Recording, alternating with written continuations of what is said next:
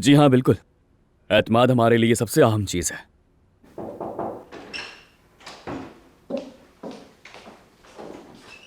ठीक है, तो फिर अगले हफ्ते हम दोबारा मिलते हैं।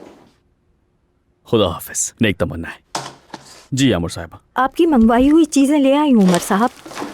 ताज़ा माल्टे का जूस, पुदीने वाली क्रीम, टिश्यू बॉक्स, ऑर्गेनिक बादाम, अखरोट और खुश्क खुबानी। जबरदस्त।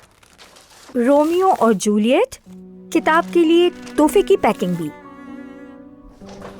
यामुर साहिबा, आपका बहुत बहुत शुक्रिया। आपने सब कुछ थोड़े ही वक्त में कर दिया। अरे शुक्रिया कैसा उमर साहब, अगर आप कहें तो किताब भी पैक कर दूं? अरे नहीं नहीं, मैं खुद कर लूंगा, बॉक्स में भी रख दूंगा। बस आप कोरियर वाले को खबर कर दीजिए कि आधे घंटे में यहाँ हो, तब तक मैं यहाँ सब कुछ मुकम्मल कर लूंगा। जी ठीक है उमर साहब। बहुत शुक्रिया।